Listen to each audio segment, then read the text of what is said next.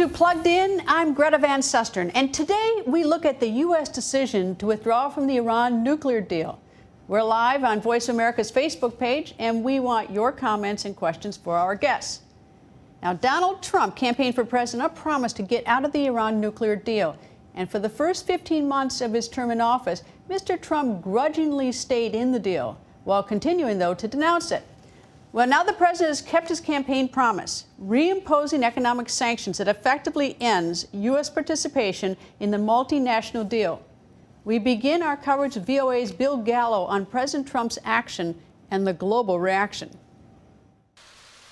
Blasting what he called its glaring flaws, Donald Trump announced the U.S. will leave the Iran nuclear agreement. The Iran deal is defective at its core. If we do nothing, we know exactly what will happen.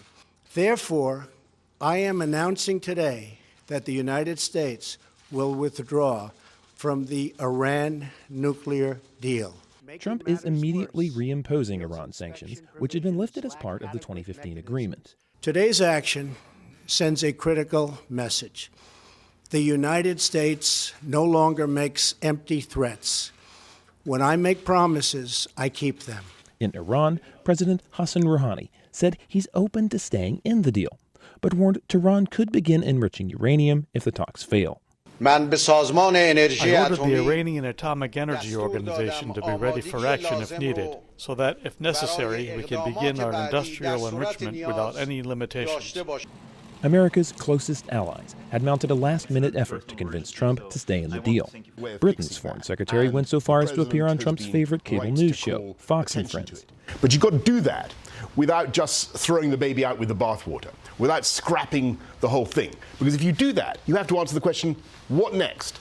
The Iran nuclear deal was signed in 2015 between Iran, the U.S., Britain, France, China, Russia, and Germany. Trump complained that the deal allowed Iran to resume some nuclear activities after 10 years.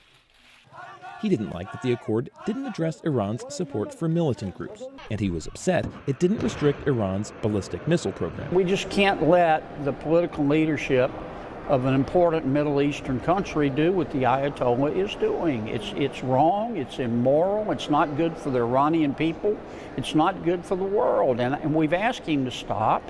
And diplomacy hasn't worked. And, you know, sometimes you just got to do what you got to do. Without the U.S., it's unclear how long the deal will last. Some say not long. This may not result in the collapse of the deal immediately. It probably won't. But eventually, it will lead to the collapse. Iran will eventually decide to withdraw. And to some critics, that makes it more likely than ever that Iran eventually gets a nuclear weapon. You know, when you sign an agreement and within 2 years you change governments, the next government reneges on the agreement, it's sure to make other countries that might enter into big agreements with you, particularly countries like the North Koreans that are most analogous to the Iranians of anybody else we're dealing with, think twice. Trump said he is interested in negotiating a new deal with Iran. However, he said the same thing after pulling out of the Paris Climate Accord and the Trans-Pacific Partnership free trade deal. So far, there's been no apparent success at those renegotiations. Bill Gallo. Ernest Moniz is a renowned nuclear physicist. When he was energy secretary in the Obama administration, Moniz was one of the U.S. negotiators of the Joint Comprehensive Plan of Action. Now, that's the official name of the Iran nuclear agreement. I talked to him last week about the criticism of the agreement and asked how soon Iran could develop a nuclear weapon if President Trump decided to withdraw from the deal, which the president, of course, has now done. Well, first of all, the agreement is structured so that for a minimum of 10 years, Iran would require at least 1 year to assemble the nuclear material for one bomb. But that assumes that they do everything out in the open, in public. In reality, I don't think Iran or any other country is going to start doing things in the open in moving towards a nuclear weapon. By far, the biggest threat is what happens in the shadows. And that's what the Iran agreement, uniquely for any country in the world, provides the opportunity to go anywhere where there is reason to suspect possible activity violating the JCPOA.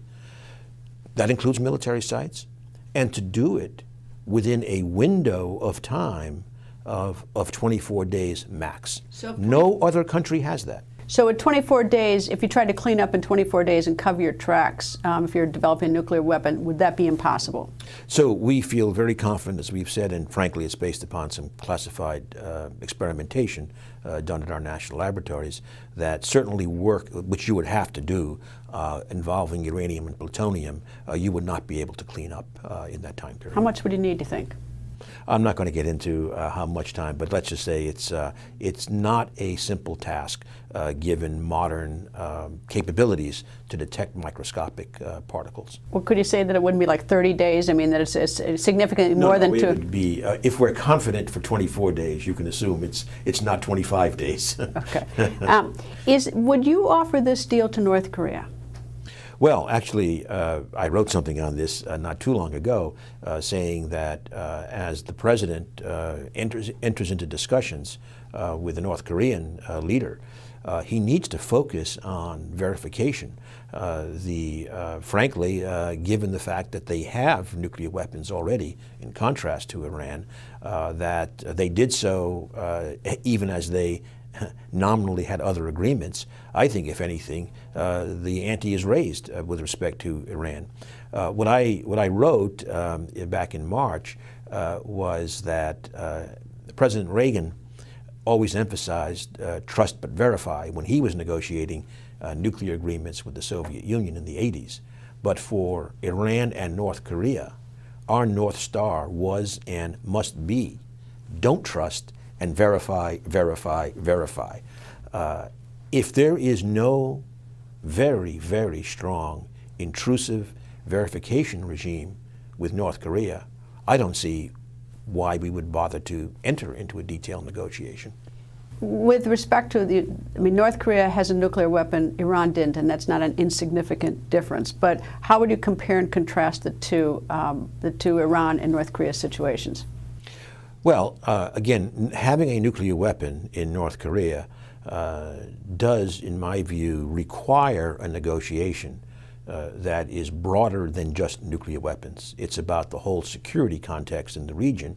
And of course, recently, the North Korean leader has made some statements that are interesting in that dimension, but the proof will be in the pudding in terms of a detailed agreement. With Iran, it's a situation where obviously we have enormous problems with their regional activities from Lebanon and Hezbollah and Syria to Iraq and Yemen, human rights violations, missile violations.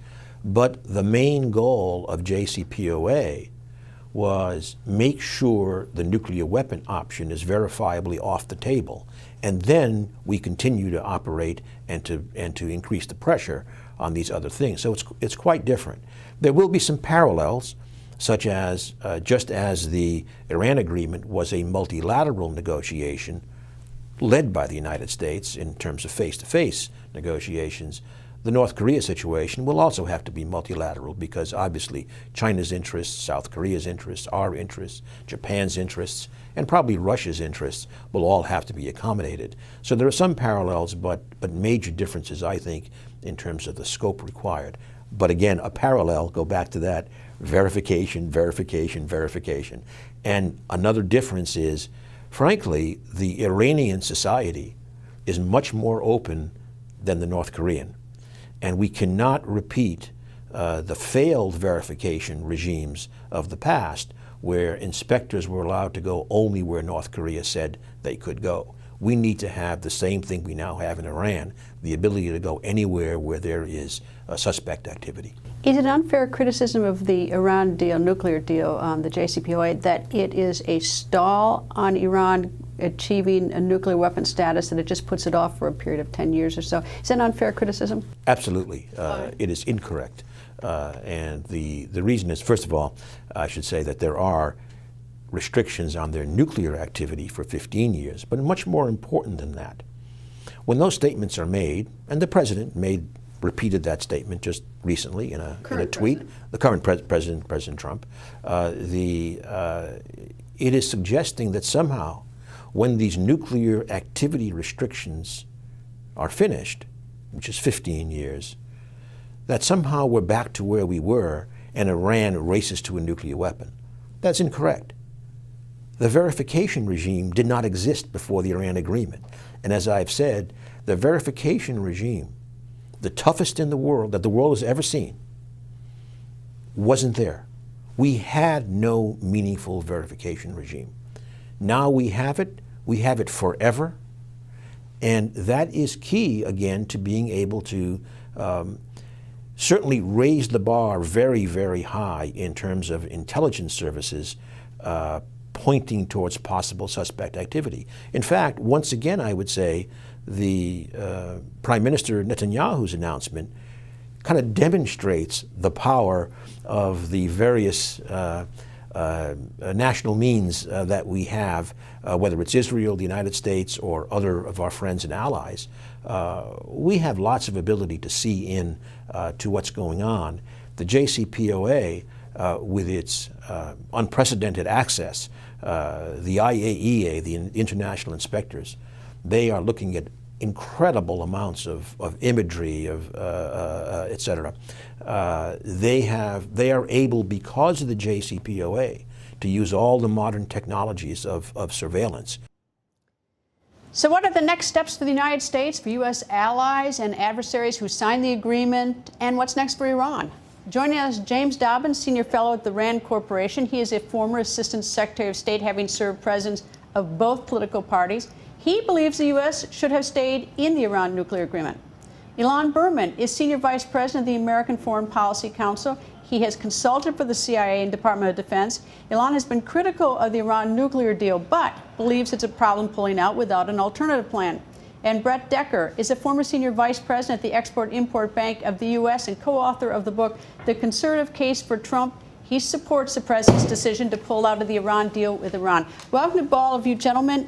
First to you, Jim. The IAEA says that Iran is in compliance with the nuclear portion of the agreement. But what about the point, was the president correct in saying that the money that has been given, returned, unfrozen for Iran, that has been used to spread more terrorism in Yemen and Syria by the Iranians? I don't think there's any way we know that the money, that actual money was spent in that manner.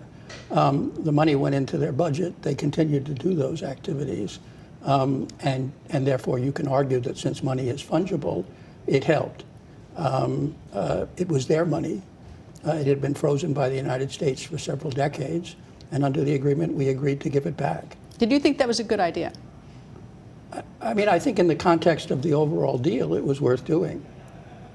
Now to you, Ilan. You didn't like the deal in the beginning, but if I'm correct, but now your view is that having done the deal, you don't know where we're going now. No, so to sort of correct the record a little bit, I think I was very skeptical of the deal from the outset for a very simple reason.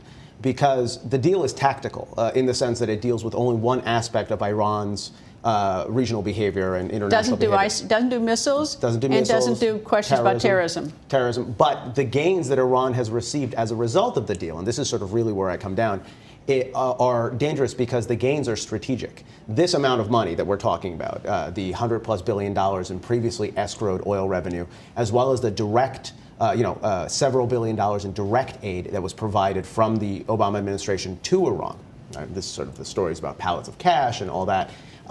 That has really set Iran on a path of regional expansion in a way that I believe was unforeseen by the Obama administration, but it is a state of affairs that needs to be rolled back now. Which is sort of interesting because there have been protests, at least in the past several months, and I guess continue today with some of the sort of the rural areas of Iran where they're unhappy that they didn't get any of the benefit, so they say, so they protest of the unfrozen assets, the money, and that the suspicion is that it's going out to help Hezbollah, help the fighting, and help Iran's position in Yemen. No, that's exactly right. And look, I think the enormous gamble that the Obama administration made was that this deal would lead to a substantial beneficial behavior change in Iran.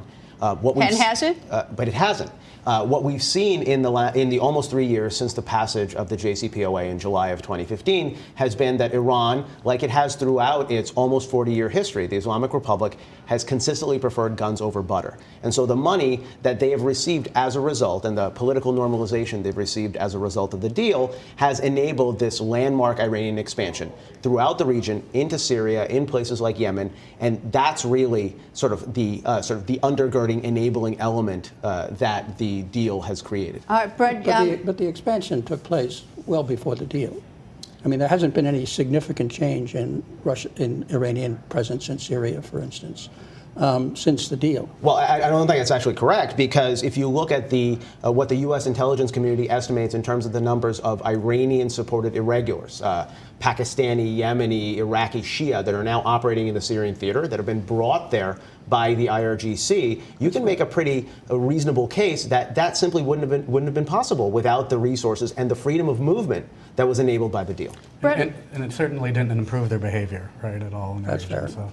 Brett, looking at our relationship now with our allies, we've got the UK, Germany, and France who disagree with President Trump on this, but everyone is still saying that, we're all still friends, we're all still allies. I mean, what's sort of the greater impact? Because we have the sanctions being lifted, they're still going to have their deals with Iran, and then we may take action against them if their banks are doing deals with Iran. Yeah, it's a really important factor, and I think if you look at the history of how this has worked out in the past, everyone always cries and screams, but then they usually follow what the U.S. does. So in 2011, when we instituted sanctions last time, you had almost exactly the same thing playing out. People saying the sanctions regime wouldn't work, it'd be embarrassing for the U.S., it'd be a failure, and then everybody kind of end up following the U.S.'s lead. So I think that's what you're going to see happen again. And a larger reason is all these people, all the business they do, the trade do, a lot of it is in dollar-denominated business.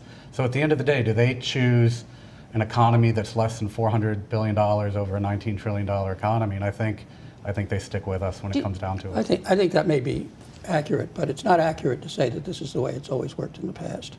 When the Europeans and other major countries agree in general with our objective, they go along with our sanctions even if they're unilateral. When they disagree with our objective, they push back. This happened in the early 1980s when Reagan tried to sanction companies that were building a pipeline between the Soviet Union and Russia. The Europeans pushed back, threatened to retaliate against U.S. companies, and Reagan pulled back. In the 1990s, Congress passed the Helms-Burton Act that penalized European companies investing in Cuba. The Europeans took us to the World Trade Organization and threatened retaliatory action against U.S. companies, and Clinton pulled back. So doing this when you're going with the tide, everybody agrees with you, then they say, okay, we don't like these extraterritorial sanctions, but we'll live with them. But when you're going against the tide, there are historic example where they've pushed back successfully. I just think the stakes are so high and the differences of the size of the economy that it's just not worth it to risk business with the U.S. over business with Iran. I actually think there's another factor as well, because it's not just sufficient to talk about the reimposition of sanctions. It's actually important to look at what sanctions have been reimposed. One of the most important measures that the president signed concurrent with his announcement yesterday was a reimposition of sanctions on financial transactions having to do with the Iranian central bank. And this is a huge deal, and it's a huge deal because it puts companies and countries that do business with Iran in front of a choice. They may not like that choice, but it puts them in front of a choice. You can either do business with the Iranian economy, but if you do, you will systematically get shut out of the US economy. Which is what I think France, Germany, and the UK are really focusing. I mean, look at just France has that huge Airbus contract with Iran. And I mean, that's $20 billion, I think is one report of it. It's a huge number. But what's going to be the impact on the Iranian people? I mean, we know how it's going to probably affect the other parts of the world, but how are the Iranian people going to feel day to day on this? So I think the answer has to do almost entirely with what the Iranian regime does in response here.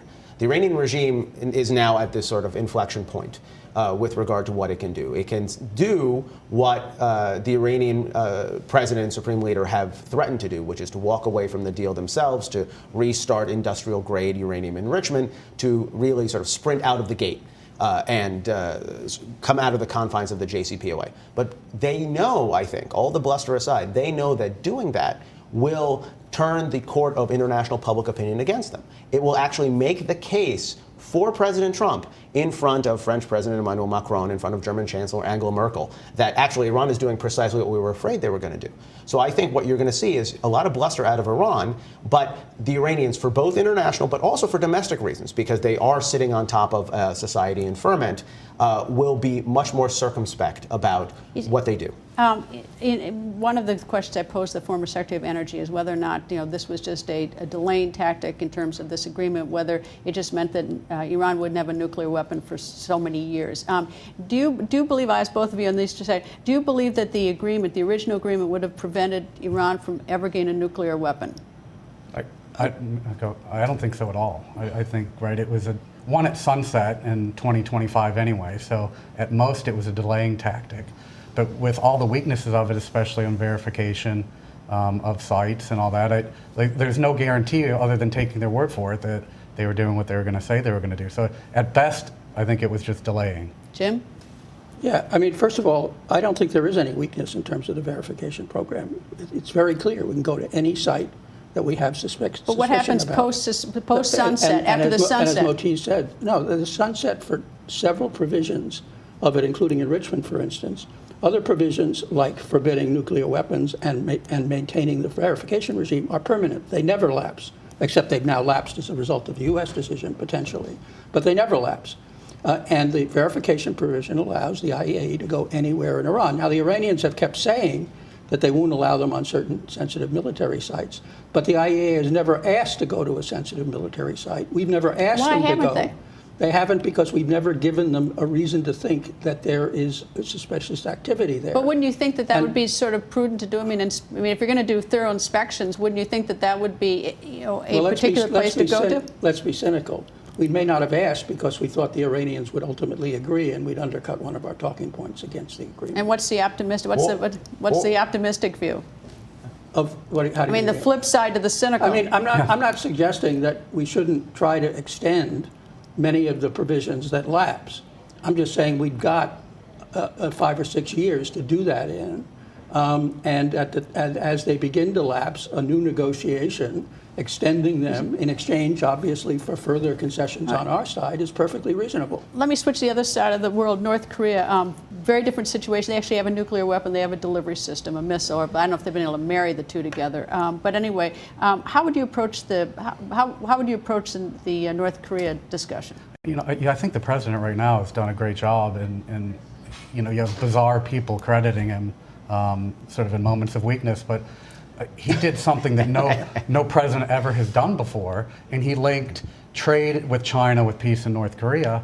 And if you want anything to happen in North Korea, China has to get involved. And President Trump made China motivated, and I think that's what he's going to keep doing. As long as China is engaged, they can kind of pull the strings in Pyongyang a little bit. And I think that was kind of the genius of Trump's move. It's a tough play, but I think it's working. I think there's a second line of inquiry here also. And as we heard from many sources, including some of the material that you had in your upfronts, there are people who say that getting out of the JCPOA really undercuts the case for North Korea to be motivated to make a deal with the United States. And we sort of need to unpack that a little bit. First of all, the JCPOA was not a treaty, it was an executive agreement. And the reason it was an executive agreement and formulated in that way was because the Obama administration had trouble having it pass muster. They couldn't get two-thirds to get which they'd have to get under our Constitution to get a treaty. And of course, had President Obama been able to get the treaty back in 2015, President Trump couldn't just sign a piece of paper and back out. Correct. And so I think this is actually a moment of strategic messaging for the Trump administration. This was a deal that was unpopular in many quarters. There's a 2016 poll that was done by the Washington Post that showed that ordinary Americans opposed the JCPOA by a 2-to-1 margin. And so you can take that ammunition, intellectual ammunition, and go to North Korea and say, the Iran deal was too weak to stand. And if you don't want the same to happen to whatever agreement you hammer out with us, you have to show us more. You have to be more transparent. You have to give us more. So my sense is this is something that Trump can use to his favor in negotiations with the North Koreans. Jim, we haven't talked about Russia. Where's Russia and all the Iran stuff? Let me say a little something on Korea first. There's an insuperable obstacle to a truly verifiable agreement with North Korea. North Korea has nuclear weapons. It has missiles. The infrastructure to build nuclear weapons is big, it's heavy, it's immobile, and it's observable from space in large measure. Nuclear weapons are small. You can put them in a room. You can hide them. And I don't think that any regime, even the regime for Iran, which is the most extensive verification regime in the history of arms control, would be satisfactory in terms of actually assuring us that Kim Jong-un has given up every single one of his nuclear weapons. All right, I'll get the Russia question to you then, Brett. We only have 90 seconds left. What do you think Russia is thinking as we pull out of Iran? I mean, I think Russia's probably looking at an opportunity, right? They want to drive a wedge between Europe and the United States, and I think they're going to just create a bunch of noise. But at the end of the day, I think Trump's in the driver's seat. Jim, you agree? Yeah, I mean, I think Russia will see an opportunity. They'll side with the Europeans. They'll continue to try to keep the agreement in effect. And they'll be delighted if the U.S. and the Europeans don't compose their differences. Gentlemen, thank you all very much. And before we go, an update on 2 journalists jailed for doing their job. Walon and Ja So-u. They're journalists in Myanmar, and they're working for Reuters. They were arrested last December while investigating the execution by police in Myanmar's Rakhine state of 10 Rohingya men and boys. The government says the journalists violated the Official Secrets Act. And 3 weeks ago, a police captain testified for the government that his boss, the police chief, had ordered him to entrap the journalists by giving them secret documents and then arresting them for having the secret documents. The government, apparently surprised by this testimony, then asked the judge to declare the police captain, the government's own witness, as unreliable. The judge denied that request. So what happened next? The police captain who testified that the journalists were framed is now himself in jail for violating Myanmar's Police Disciplinary Act. Meanwhile, the 2 Reuters reporters have been in jail for about 150 days, and we hope for their quick release. That's all the time we have for today. Stay plugged in by liking us on Facebook at Voice of America. You can also like my Facebook page at facebook.com/Greta. And of course, follow me on Twitter at Greta. Thank you for being plugged in.